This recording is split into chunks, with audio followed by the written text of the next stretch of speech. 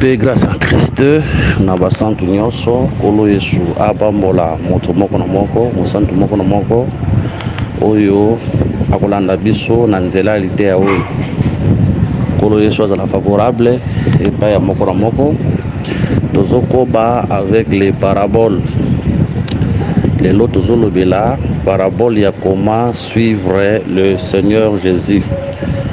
Tokondeli c'est notre péché, merci pour ce temps, bénis ce temps.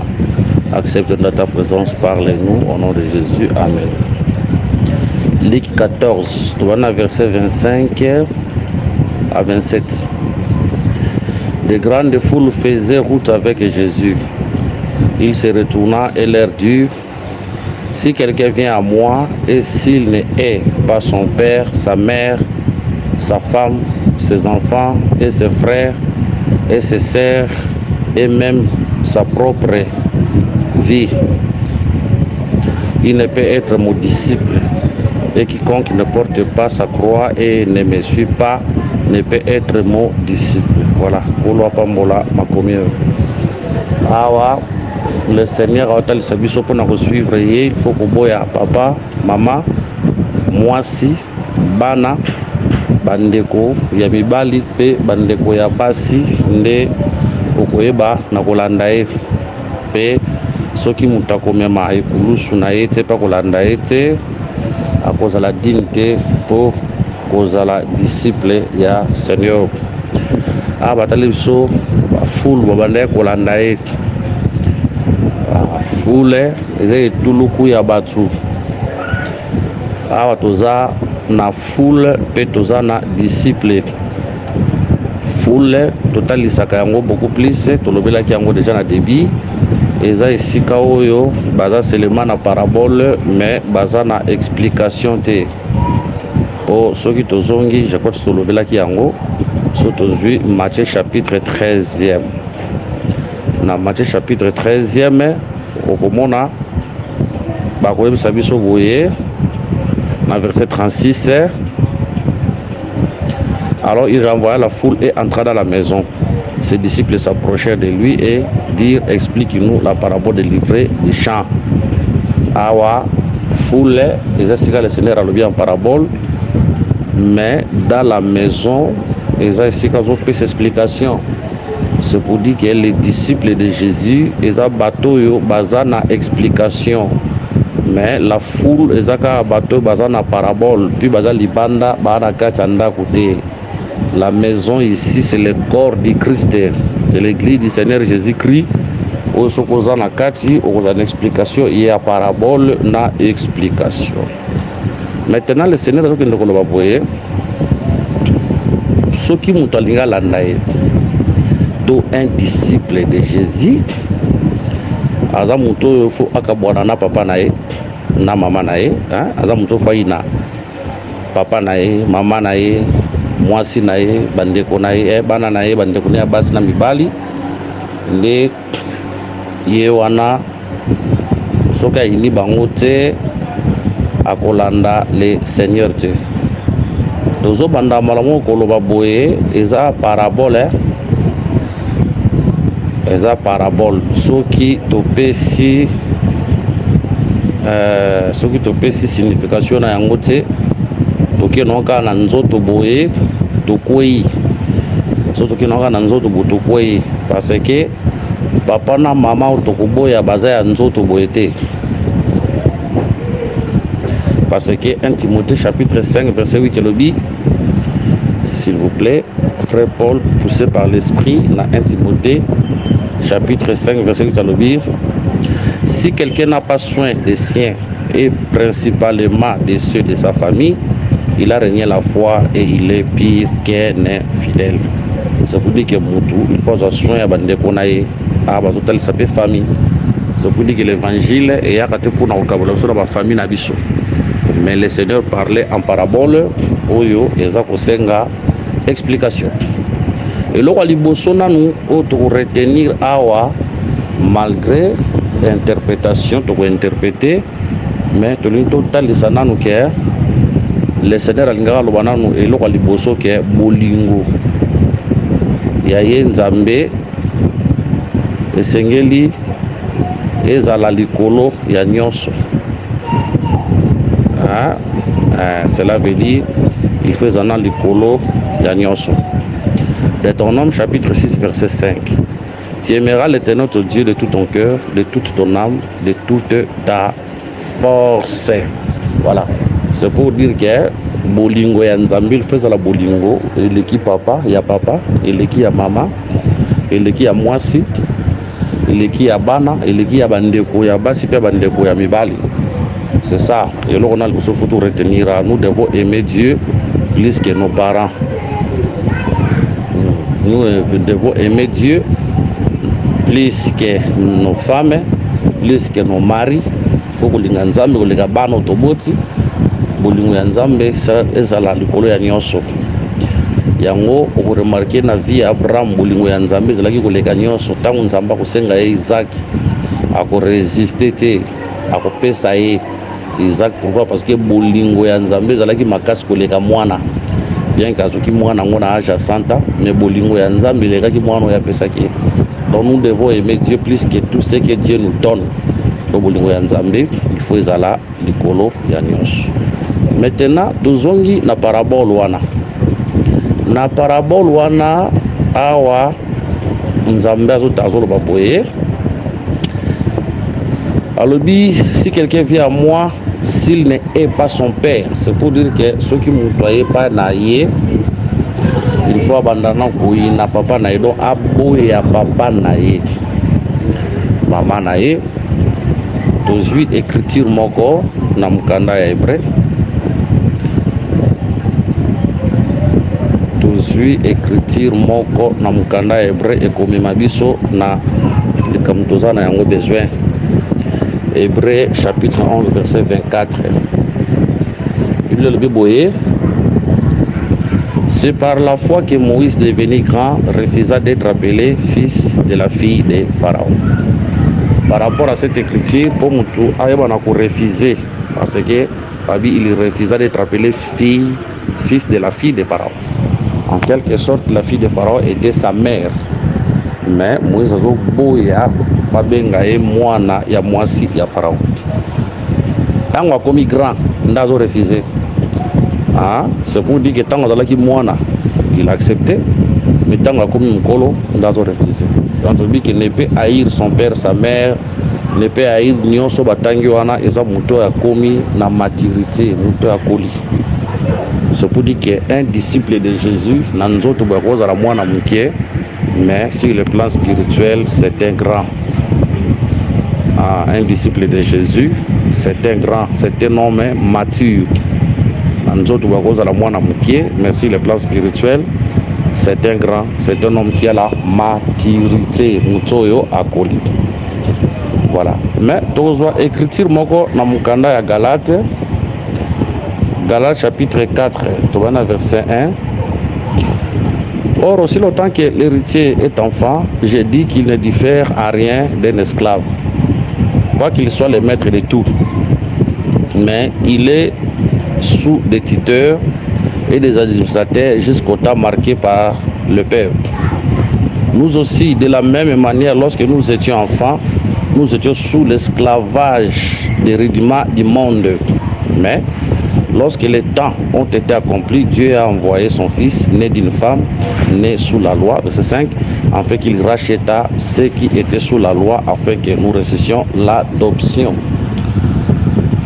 Awa, écriture de tel service qui est le temps de la loi et le temps de la France. Le temps de la loi et le temps de la France. N'oubliez pas, quand Jésus parlait à Zalaki na ri à Jérusalem, azalaki na ri à Jérusalem, azalaki para so bikolo azalaki na ri à Jérusalem, anda oloba na ba Yuda na ba Grec na ba to ba ndeko kolanda ye wan full ba distinguer te.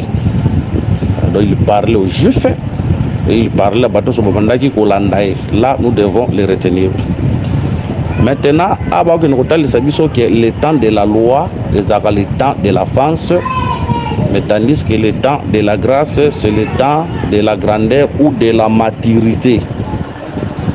Le temps de la loi est le temps de la France, Le temps de la grâce, c'est le temps de la grandeur ou le temps de la maturité.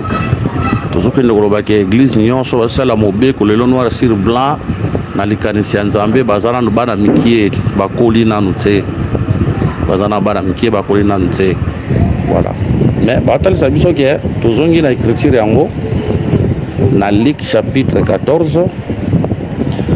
On dit que si quelqu'un vient à moi et s'il n'est pas son père, il faut haïr papa nae.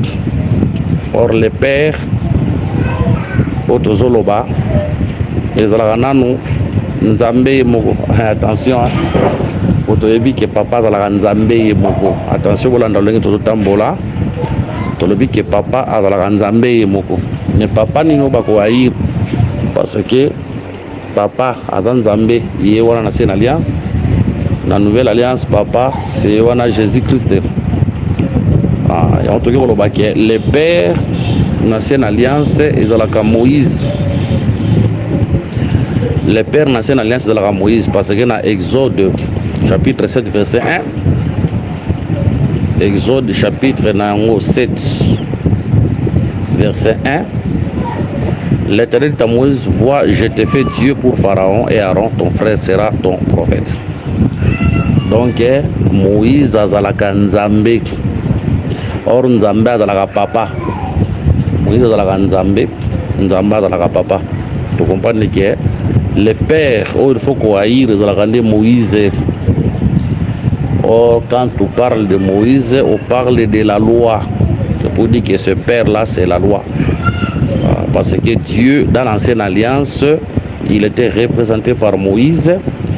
Dieu, dans l'ancienne alliance, il était représenté par la parole. Or, la parole, c'était la loi. Il est écrit au commencement de la parole était avec Dieu et la parole était Dieu. C'est pour dire que Dieu, c'est la parole. Dans l'ancienne alliance, la parole de cet temps-là, c'était la loi. C'est pour dire que Dieu était représenté par la loi. Donc Moïse, c'est lui le père, c'est lui la loi. Ko haïr son père, ezande ko tika mobeko. Ko haïr sa mère. Ici, la mère azali mutu oyo azwaka sema c'est pas ya papa pa ebina ko manifester yango. Mama mwana oyo botaka utaka pa na yeka. Papa, ici la mère représente les prophètes. Le père c'est Moïse, c'est la loi. La mère représente les prophètes. C'est pour dire que Christ, il faut appeler ça mon mobeko, il faut appeler ça mon prophète. Jésus n'a pas ma papa nae.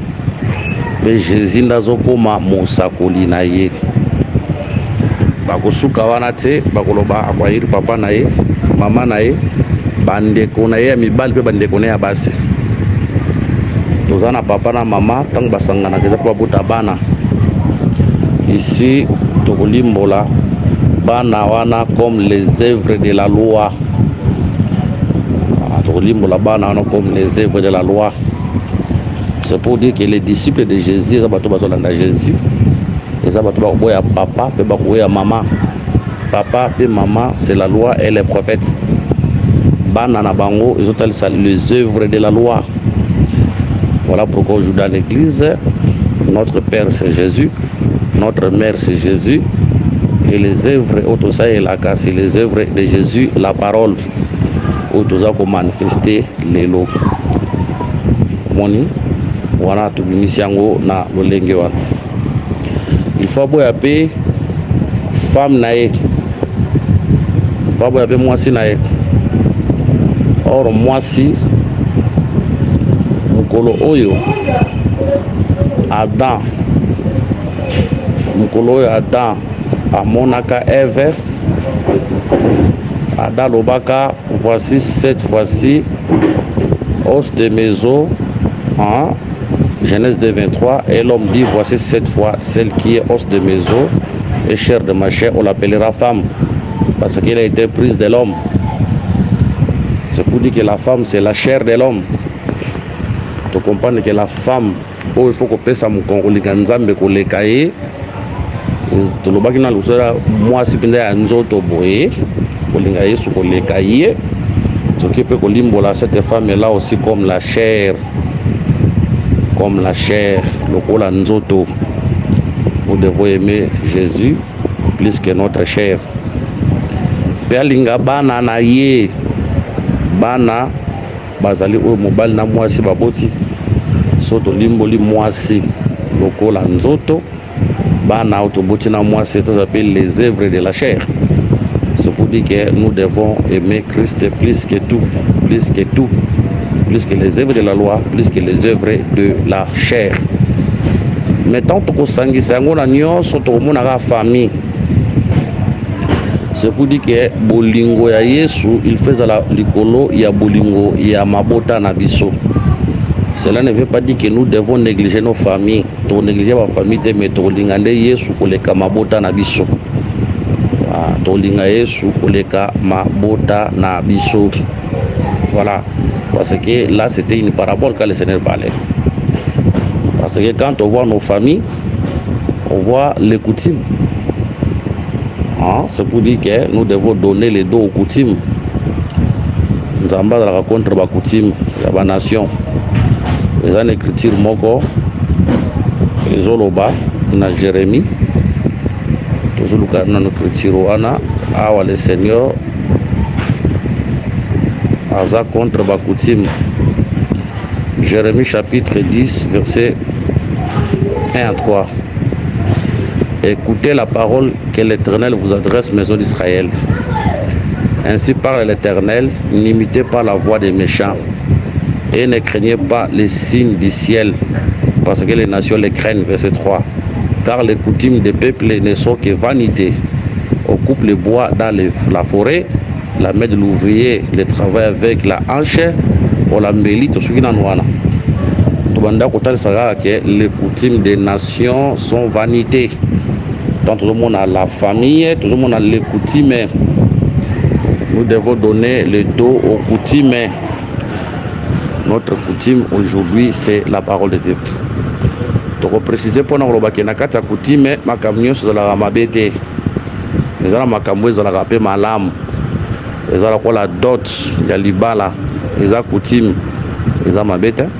Il faut couper sa dot pour Nalibala. Si on doit couper sa dot pour Nalibala, wana et comme makam susto. Qui rappelle notre saké, la carte à couti makam susto rama bete, ramalam pesa la carte. Toujours le rôle la dot, toujours le rôle la respect. Ya kuto sa yaya, kuto sa papa, le rôle la nyonso eza pe ma bete. Voilà. Toujours dernière partie na yango. S'il vous plaît, Luc chapitre 14, toujours dernière partie. Luc 14, toujours dernière partie. Le lobby. Et quiconque ne porte pas sa croix et ne me suit pas ne peut être mon disciple. Tango la croix. La croix eza esika o le Seigneur ayebaki na kukufa. La croix eza esika o le Seigneur autaki na kukufa, kukufela. C'est le lieu de la souffrance. Eza esika minyoko. C'est pour dire que un disciple de Jésus eza muto meme kulusu ya Yesu. Donc c'est quelqu'un qui accepte de souffrir pour Christ.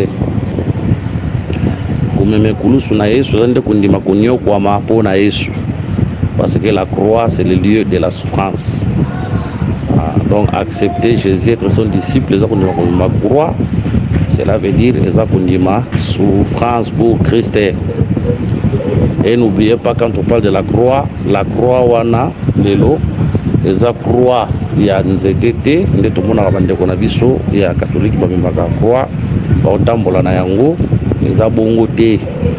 La croix osengeli tomema lelo ezalaka nde liteya la prédication de la croix. La prédication de la croix nde esengeli tomema lelo. pe l'idée on attend to memi yango photo e baké l'idée on est pour produire souffrance na kati na biso et nous sommes obligés comme disciples de Jésus d'accepter de souffrir pour Christ. Voilà, que le Seigneur vous bénisse. Donc ici au place wana prochainement donc on va continuer. Que le Seigneur vous bénisse. Ma coordonnation c'est plus 243 99 88 77 333 plus 243 84 22 64 114 paix en Christ. Donc on prochainement dans les paraboles toujours. Priez pour nous.